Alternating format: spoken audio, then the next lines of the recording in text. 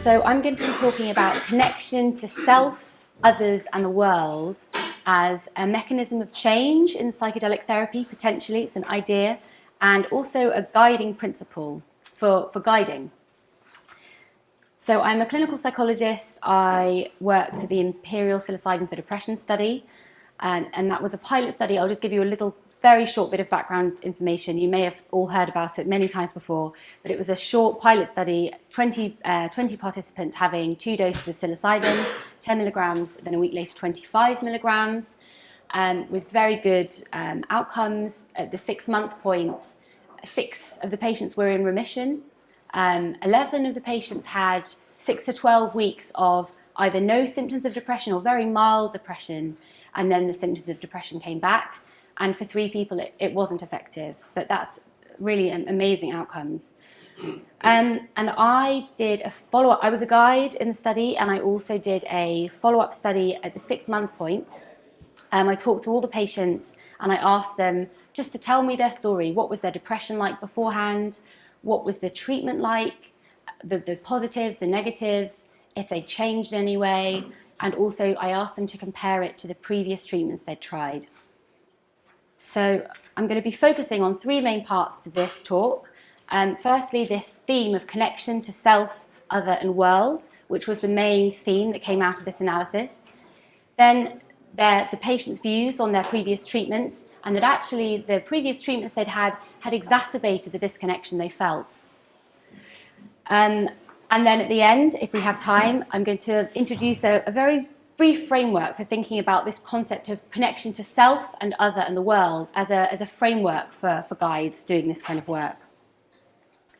So connection, what is connection? Many different ways to define it. This is my own. An intellectual, empathic and embodied closeness to self, others and the world. And here, so the numbers on the right are the numbers of participants, patients that identified each of these themes. And this shows that really nearly all of them were describing this very, very deep sense of disconnection, that their depression felt like a deep sense of disconnection from the world, from other people, and really powerfully disconnected from themselves, disconnected from identity, from values, from having hopes and dreams, disconnected from their senses, not being able to enjoy food or music or beauty, and also this feeling of being trapped in their mind. This is another really powerful one. I should also give a few caveats to this. I'm not really going to give full quotes because of the time limit. I'm just going to give a summary of the patient's views with a few quotes. But this will be published soon in the Journal of Humanistic Psychology, where the beautiful quotes from the patients are they're produced in full there, and the quotes are really amazing and very moving. So please do read it. But here I'm just going to summarise. And the other caveat I should also say is that the patients I'm talking about had treatment-resistant depression. So they'd tried many, many different types of antidepressants and talking therapy before coming to this study. So the fact that they had very, very positive views of the study and of psilocybin treatment and very negative views about conventional treatments doesn't mean that psilocybin therapy is amazing and that the others are terrible, but just that they were really so hopeful and happy to have found something that felt for the first time, for some of them in decades, that it really had worked. So those are the caveats. Back to this. So feeling of being trapped in their mind. So the quotes they gave for being trapped in their mind were like being stuck in an enclosed space, being trapped in a dark room, having a sack over the head. Or another idea was of being like a computer that had been locked or shut down or short-circuited. So this is my kind of visual representation of what they were kind of describing to me, this sense of being trapped in their head like a prison with this constant rumination going round and round and round, which stopped them from really connecting to anything outside that small kind of dark sphere. That was their world. And then they had the session, and this image has been reproduced many times now. It's of the brain communication pathways in the acute phase of psilocybin administration. So they had their 6 or 8 hours twice with their therapy team, and they had this experience of brain hyperconnectivity. And then 6 months later, I talked to them. So they described that they were able to connect to themselves in the session and also in the months afterwards. So firstly, this idea of a connected mind. So there was that image of the kind of trapped dark sphere, and they described many of them. So for 3 of them, it wasn't effective. So really these numbers on the right are out of 17. So for 17 of the patients, it was effective. So for 14 of the 17 for whom it was effective, described the same thing of, the day after I kind of felt like my mind opened up and I felt space. It was like the lights being turned on in a dark house. I felt like I could think again. My rumination stopped. And this feeling of spaciousness, all like a computer that's been rebooted. Then connecting to the senses, so rich colours and sights and sounds in the session. Many of them describe synesthesia, so like the violin tasting like coconut, the violin on the soundtrack tasting like coconut, or the blanket like sounding like a piano, or the synesthesia. And then in the months afterwards, this increased openness to their senses and increased access to their senses. One woman described how she lived in this inner city London flat. There was this green park across the road. She'd lived there for years and never really looked at the park or the trees. And then after the session, she looked at the green and was completely absorbed by this amazing green colour. And then still 6 months later, her symptoms of depression had come back, but she was able to look at those trees and feel totally absorbed by that beautiful green. Connection to emotions. So many had experiences in the session of going back to memories from early life. They, in the session, would connect to all the emotions that they imagined they would have felt at that time. So feeling very small, feeling very frightened, this whole range of emotions, some of them very terrifying.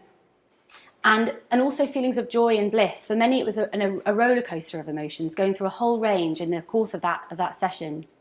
And this seemed to kind of translate to a longer term general openness to emotion, an expanded repertoire of emotion, being able to accept all the different emotions that were there, rather than being in this default of kind of apathy that they described for so many years. Suddenly, all these emotions were more accessible. And that tended to kind of last for, a couple of months, and then the symptoms of depression, including that kind of apathy and sense of kind of shutting in again, did return for many of them. Connection to the body. In the session, some described having these feelings of understanding suddenly a symptom or a bodily thing that they hadn't really thought about or understood about before. So my left shoulder, I had this funny pain, and I realised that that's linked to something that happened in my childhood, or I realised that my stomach problems are linked to my anxiety, or I shouldn't eat these foods, I should eat these foods. So these interesting messages that they were receiving about kind of how to look after their bodies more, how to connect to their bodies. And in the long term, this translated into, for many of them, looking after themselves, eating well, exercising, and a stronger mind-body connection. And then finally, connection to identity. So an experience of self-love. For some of them, really the first time they'd felt it in the session, just a feeling of deep, deep self-love.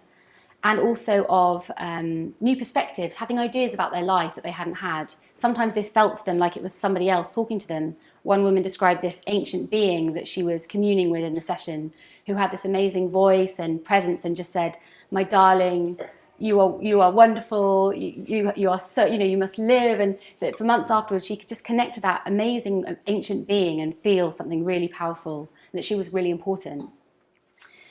Also, in the last one, connection to identity, many of the patients started new hobbies and had new ideas about things they could do to enrich their lives, and also connected to an idea of an inner therapist, saw themselves as wise, had these ideas about what they could do to help themselves. So connecting to the mind, the senses, emotions, the body, and the identity. Then the next kind of part is connection to others. So connecting to partners, going for dinner with their partner that they hadn't done for many years, or just being able to talk more openly about emotions. Connecting to friends and family. Now, I have one quote here I want to read out to you in full because it's a beautiful quote. This patient had been violently abused by his mother as a child, and in the session he had a very strong experience of compassion for her. He said, "I realised that my mother was out on a ledge. She too was completely unconnected, disconnected. I felt some compassion for her, a different perspective, that it wasn't an all-powerful world and universe against me. She too was out on a ledge. And often these kind of experiences of deep compassion would build bridges with family members that people hadn't seen for a long time, and that they would reconnect with long lost friends and family. Connection to strangers, this one kind of amazed me. This idea that people describe this feeling of kind of walking out on the street and looking at people and thinking, wow, we're all so interesting and amazing, rather than a feeling of that man, the bus driver doesn't like me, or why did that person not do this, kind of like feeling slightly paranoid and stressed. I mean, especially people that lived in cities, this feeling of we're all too cramped, and that it was kind of hard to interact with others. But after the session, they described, especially in the first kind of few weeks and months, this feeling of we're all so interesting. I'd like to talk to this person. And one example of this is one patient who, a couple of weeks after the session, was walking down the road, went into a bike shop because he loved bikes, saw that the bike shop was really disorganized, and offered to the guy running it that he would go and help him organize it and get his shop back together. And he went there for 6 months and totally helped this guy sort the shop out. And then he said, okay, my work is done, and said goodbye. So some experiences of, great altruism there. And then this connection to all humanity. People, it was like this idea, I think it's been said before, of kind of like zooming out and can see like us as a whole on this world, this planet, all kind of struggling together. Some people's sessions had imagery of walking as refugees all together. 4 people described being part of a refugee scene in their session. And this sense of everybody being equal and connected. So connection to partners, family and friends, and strangers, and all humanity. Connection to the world. Connection to work. Someone described it, suddenly he was able to connect to things outside of his normal kind of, the kind of washing machine of rumination, and could suddenly start to get really interested in his work. Another woman described how she got a new job. She went to the interview and she was usually very unself-assured, but she felt really powerfully connected to herself and got a really amazing job, which she's still doing now and is very happy in. Connection to nature. Some described that beforehand they saw nature as a kind of a thing, like a television or a painting, a thing that you can kind of look at, but they got this powerful sense of feeling connected to it and part of it, and being it as well. And then finally, connection to a spiritual principle.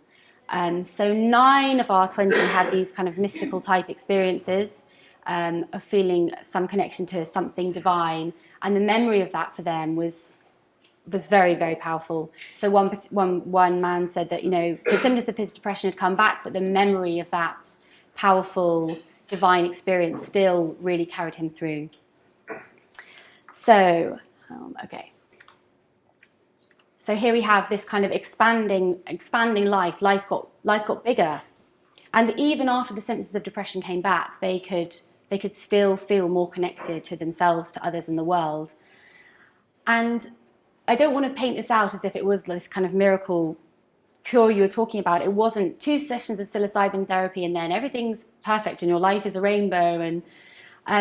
But people really did describe this incredibly significant meaning to their lives, that yes, the symptoms of their depression came back for 11 of them, and actually now, having contact with some of the patients, I know that the 6 that were in remission at the 6-month point of this interview, some of them now have had their symptoms of depression start to come back. So it's not a kind of one-shot wonder, but something that can really last is the memory of what they saw. And it's difficult to be hopeless when you've had an experience of hope. Especially as one person said that, that this is something that was growing in his, he was a farmer, and he said, it's kind of growing in the fields all around me, like, got to have some hope. Can't be that difficult to, So just 2 beautiful quotes describing this sense of kind of the expansion, this kind of unity of consciousness. I love this one. During the session, I was everybody, unity, one life with 6 billion faces. I was the one asking for love and giving love. I was swimming in the sea, and the sea was me.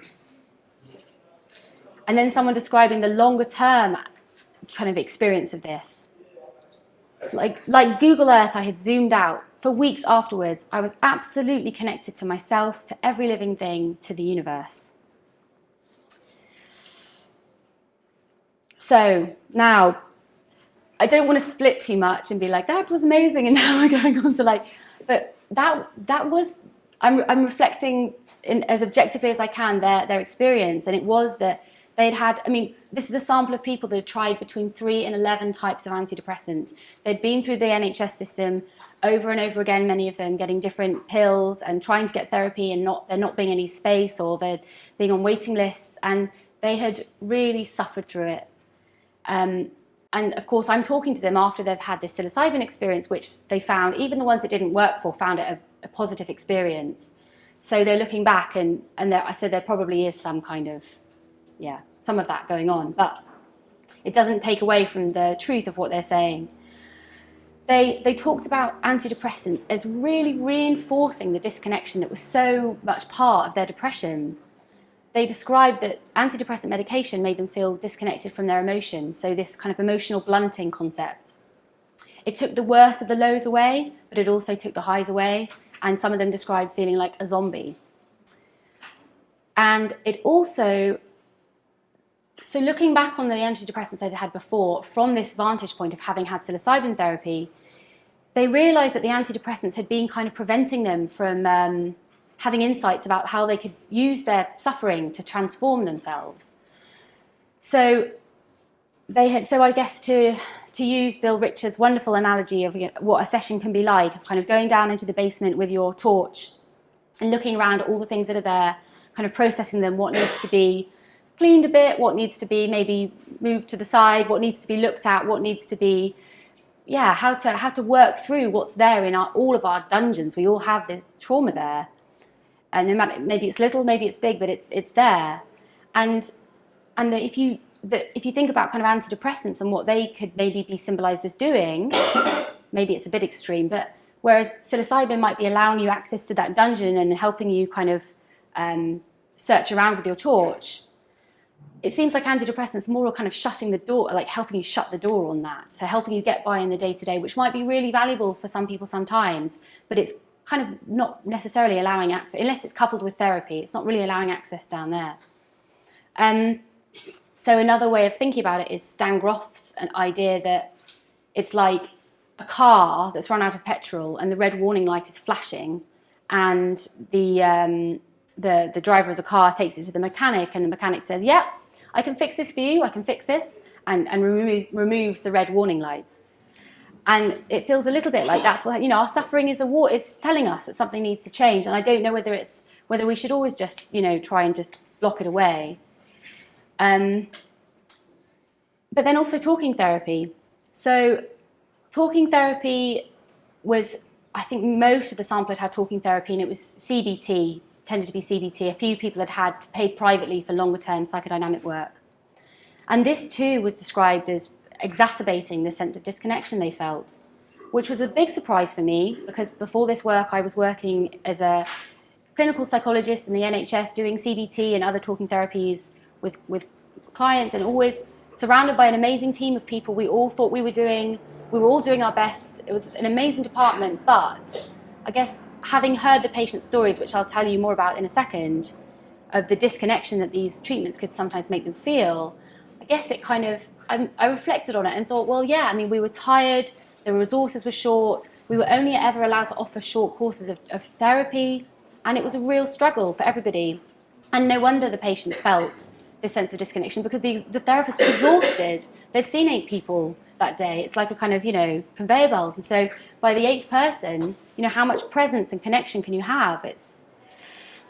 So they had some really, really, really sad stories. I'll read some quotes.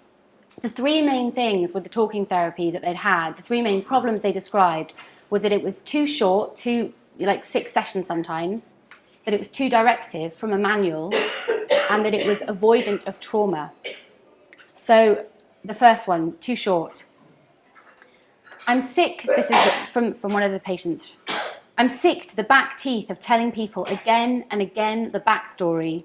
All the talking therapies, each time you go for a 6 or an 8 week course of that stuff, you spend the first few weeks going over the stuff, They ask all the questions again, then it's session 4, and you think, who's learning something here? Because I'm not, you are. And then the directive nature. Oh, and also, I should also mention that one kind of crazy thing was that one of the patients had 6 courses of short-term talking therapy. So 6 times 8 is 48. That's a year's worth of therapy, but chopped up into these little sections of hello and goodbye with 6 different people. So how can that relationship ever develop? I mean, that seems to be actually harmful rather than not helpful. That's really, I think, imagine that I'd find that incredibly difficult. So onto the directive nature of the talking therapies. They all seem to be trying to fit a person into a preconceived set of patterns. Try to do this, make this your goal, and we'll measure it. But just having these goals set for you is more pressure. And when you don't meet these goals, you feel even worse because you're letting them down and you already feel let down yourself. Then the avoidant kind of quality of these talking therapies. So in 6 sessions, it's very difficult for a therapist to kind of go into that trauma because you don't want to unpack stuff you can't then put back. So one patient described how he disclosed childhood sexual abuse to a therapist.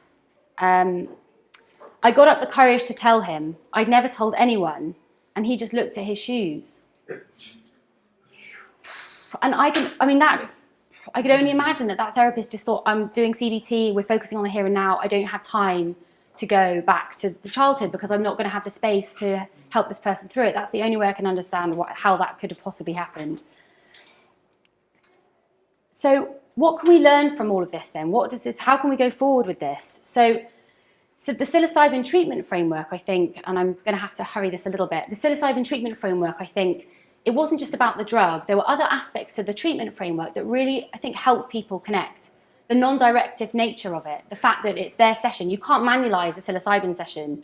You can manualize elements of it, but you can't standardize exactly what someone sees because it's completely from their own mind. So it's manualization resistant.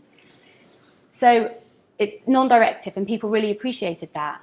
They appreciated the fact that they had this space to connect to the inner therapist within inside themselves, that they were the one guiding the session, not the therapist. It wasn't an expert in a kind of patient. It was, I'm on this journey and you're just here to kind of carry my bags. Then connection to the music. The music, Mendel Kaelen, who did our playlist, I've capitalized music because Mendel sees the music as like a third therapist, and I think that's a very good point. People had a very powerful connection to the music, and they could listen to the music afterwards too.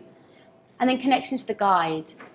I think there are most of the instances of guiding with a very, very strong rapport. Not always. There were a few instances where it didn't happen. There was a mismatch. But there was usually very strong rapport because you're going on a journey together. You really are you hold hands at some points. The normal kind of space, professional space is slightly different. Of course, there are boundaries, but there's more of an open, equal relationship. And also connection to others who have experienced psilocybin therapy. The community that's there for people was also powerful. And I should just say as well, 4 people wanted more integration, which I completely agree with, and I think we need to do more integration in future studies. So then, very, very quickly, the importance of relationships. The previous treatments that they'd hadn't been able to give them this strong therapeutic relationship because they were so brief.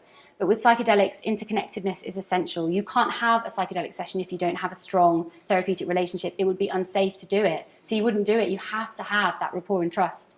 And that was one of the things that was so transformative, I think. And then I'm just going to very quickly go on to the last slide. So connection to self, connection to others, and connection to the world as a kind of suggestion of a possible framework of principles for people that want to be guides. So I've got some more quotes, if I've got time. Yeah, have I got two more minutes? Okay. So this idea, connection to yourself. In CBT or other talking therapies, you bring less of yourself. It's more about doing and less about being. With psychedelic treatment, it's more about being and less about doing. Because with psychedelic treatment, with CBT, you're doing skills and techniques, and you've got your manual, and you don't have that when you're guiding. So you can just be yourself, bring yourself, and be present. So some of this is taken from theories from humanistic psychology theories. Humanistic psychology, Carl Rogers kind of developed around the same time as psychedelics, and I think it's a beautiful kind of companion to it. And also Raffia Morgan, who's an expert on therapeutic relationships. So I've got a quote here from Raffia Morgan. Presence, therapeutic presence, is being fully in the moment with a client on a multitude of levels, physically, emotionally, cognitively, spiritually. A therapist's presence provides an invitation to the client to feel met, understood, and safe, which allows movement towards natural wholeness. Using your head center, seeing, perceiving, your heart center, compassion, empathic awareness, and your belly, your guts, and your intuition. And that's such a key thing, having spent some time with Bill Richards recently talking about this idea of, I always have these questions, what should I do in this situation, in that situation? I'm still kind of a CBT therapist deep down. And he says, a lot of the time it's your gut, it's your intuition. You need to learn to trust that. And that's important and maybe a very new thing for people like me who've been trained in kind of like that system. So self-acceptance, being a good enough guide, not having to be a perfect guide, and also knowing that you can be yourself, you can be individual. You don't have to be like another guide, you can be yourself. And that if you make mistakes, that's fine. You just have to be open about it. Resources, meditation. In the session, before the session, after session, no reading books in the session, meditation, mindfulness, being present. Connection to others. So again, it's not just acceptance of yourself, but it's acceptance of your patient fully, total kind of radical acceptance, unconditional positive regard, non-judgmental acceptance, not needing them to be anything other than they are, not trying to change them or fixing. An intention of inquiry. There's this quote from Osho, not knowing is most intimate. Openness, wondering, not needing to heal them. And also that makes space for the patient's own inner guide to shine out and really privileging and prioritizing this amazing process, whatever you call it, of the patient's mind, choreographing their amazing own sessions and having their own intuition and own insights. That's the beauty. So finally, connection to the world. This doesn't happen in a vacuum. We live in a crazy world. I suppose it's always quite crazy, but it feels particularly crazy at the moment. And so this kind of psychedelic ethics system, whatever it means to people, whether it's about connectedness, connection to nature, unity, whatever it means, just living by that every day and having that as your kind of integral being. Thank you.